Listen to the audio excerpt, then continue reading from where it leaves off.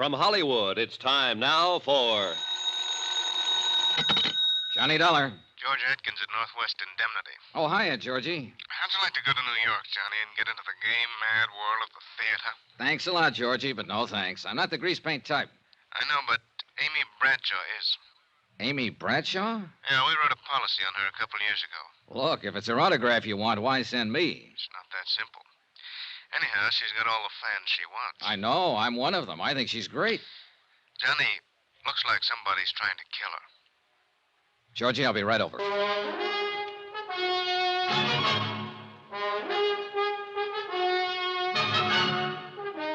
Tonight and every weekday night, Bob Bailey in the transcribed adventures of the man with the action-packed expense account, America's fabulous freelance insurance investigator. Yours truly, Johnny Dollar.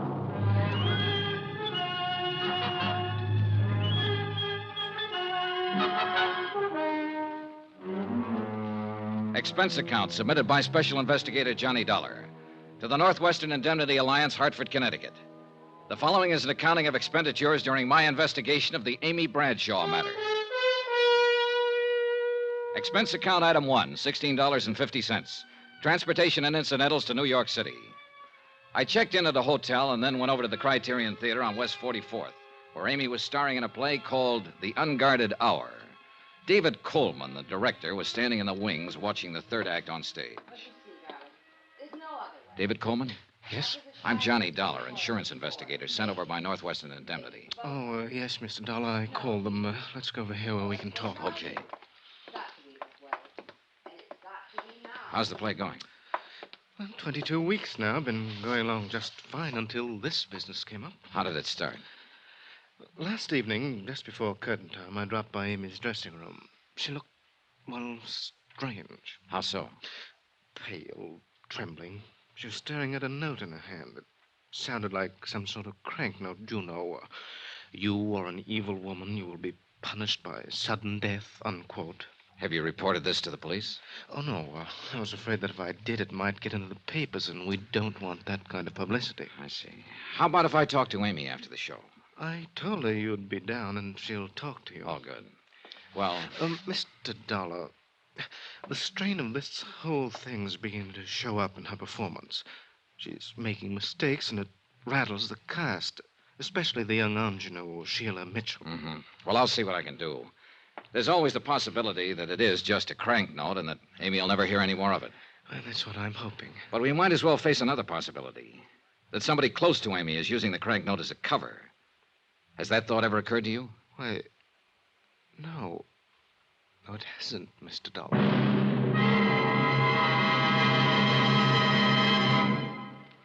We will continue with the Bradshaw matter in a moment.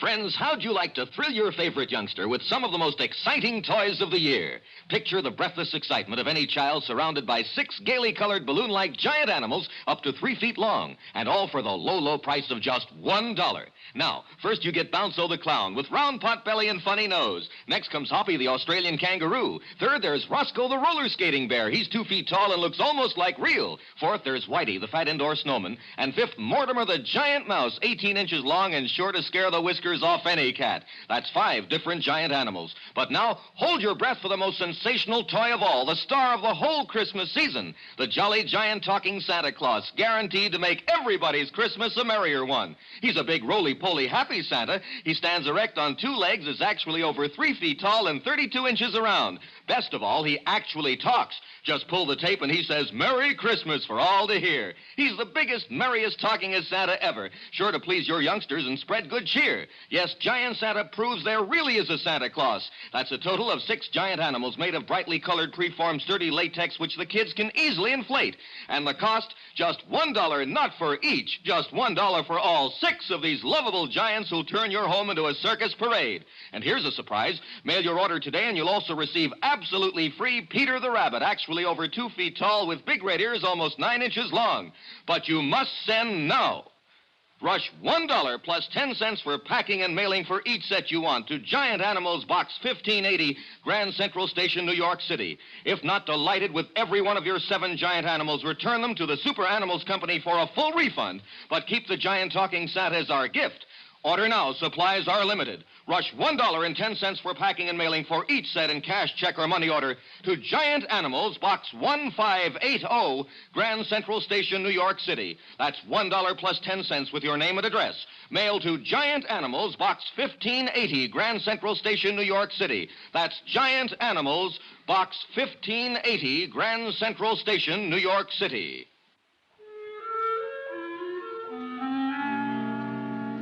I waited for Amy Bradshaw in her dressing room at the theater.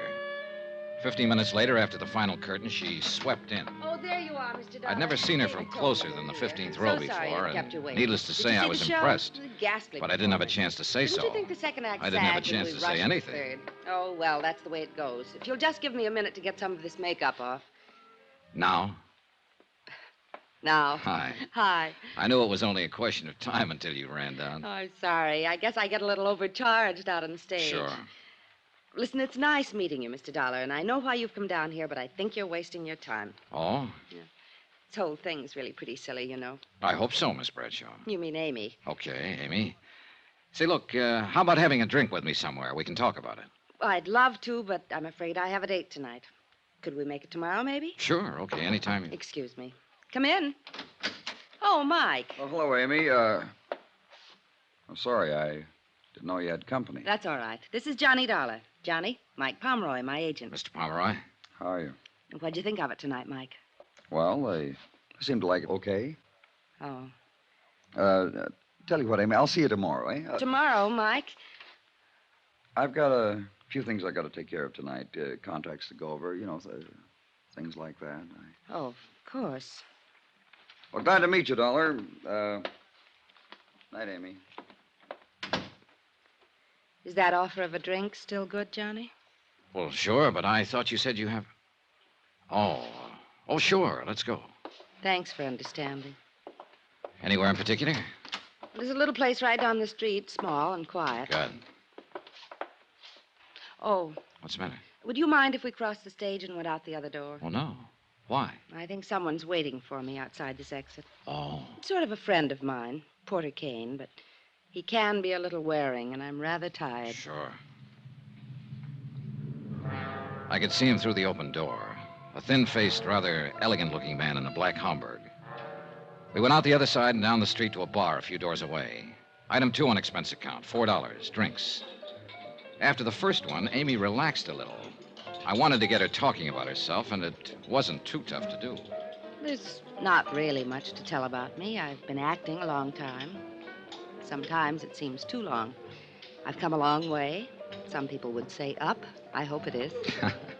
You make it sound pretty simple, Amy. I guess we do what we have to. All of us. I had to act, so... So, just like that, huh? Just like that. You've always gotten everything you wanted, haven't you? I think so. Hasn't anyone ever gotten in your way? No, Johnny, that's never happened. If it did... It looks to me like somebody's standing in your way right now. What do you mean? That threatening letter you got the other day. I told you, the whole thing's silly. There's nothing to it. Now, that's what you told me, but I don't think you believe it. Okay. So maybe I have worried a little about it. I wouldn't have if it hadn't been for... No, it was probably only my imagination. What was, Amy? Well, last night after the show, I felt like walking a little. I went west on 44th Street to Times Square, and as usual, it was crowded. I stood on the curb waiting for the light to change, and suddenly I got shoved out into the street. Oh? Right out into the traffic. I jumped back just in time. You see who did it? How can you tell in a crowd like that? I know. It was probably only coincidence that it happened right after I got that note, but... Oh, Johnny, I still just can't believe anybody's really trying to do me harm, but... I guess what's been making me nervous during the performance is staring out at that blackness past the footlights, wondering if there's somebody out there who hates me. Uh-huh. I guess I can't stand being hated, Johnny. I've got to be loved. Look, Amy, did it ever occur to you this might not be a crank out in the audience, that it might be someone closer to you? What? Johnny, that's impossible. Isn't? I don't have many friends. They've mostly to do with the play, but those I have are good ones. Who else besides your agent, Pomeroy? How about the director? David Coleman, he's He's a very old friend and one of the best. How about the producer? Emery's the last person in the world who'd wish me harm. On a dollars and cents basis, if nothing else. He and Dora both. Dora? His wife. I like her very much. Does she like you? Why shouldn't she? What about this man you wanted to duck tonight, the one who was waiting outside the theater? Porter Kane? Oh, he's a sort of a fan, I guess. A little eccentric, maybe, but he's been very good to me. Johnny, really, it couldn't be any of them. Maybe, maybe not. Look, Amy, I was sent down here because Northwestern Indemnity holds a policy on you. I know. Now, who's the beneficiary? William York. Who's he? My husband. Oh, I didn't know you were married. We separated 6 months ago. What I wanted, he didn't. What he wanted, I didn't. It's as simple as that. Well, where is he now? Here in New York somewhere, I guess. I don't know. He's a writer, sort of. Johnny, I'm tired. Oh, yeah, sure you must be. I'm sorry I kept you so long. Oh, no, I didn't mean that. It's been nice. Very nice. It's funny. I seem to relax a little when I'm with you. We let that one lay and went outside. Item 3 on expense account, $2, taxi to Amy's apartment. There was a car parked 2 doors down with a man just sitting in it. I saw Amy give it a quick look. Then as she said goodnight to me at the door, I noticed that she slipped the catch on it. I sauntered across the street and stepped into the shadows. A moment later, the door of the parked car opened and her agent, Mike Pomeroy, got out and went into the apartment house. Then I realized I wasn't the only one watching this. Half a block down the street, I could see a figure in a shadowy doorway. I ran toward him, but he took off around the corner. When I reached the corner, he was nowhere in sight. Amy might have been taking this thing only half seriously, but I was real serious about it now. She said she had some very nice friends. But I had a strong hunch that one of these very nice friends was out to kill her.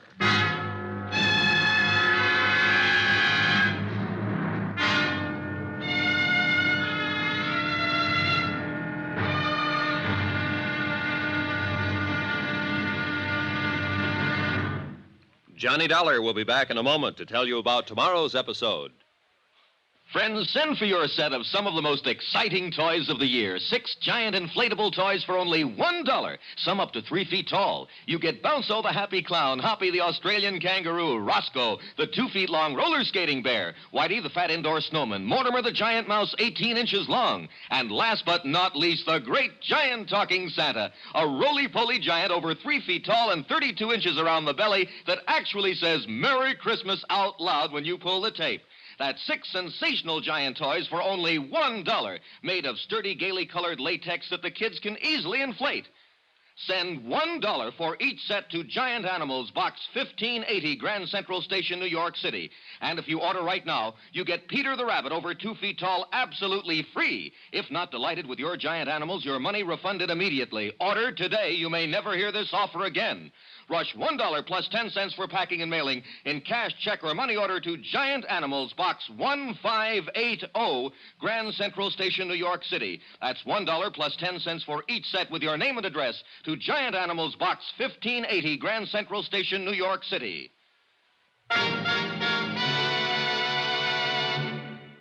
Now, here's our star to tell you about tomorrow's episode of the Amy Bradshaw matter. Tomorrow, the Criterion Theater again, and a third-act curtain that wasn't in the script. Join us, won't you? Yours truly, Johnny Dollar.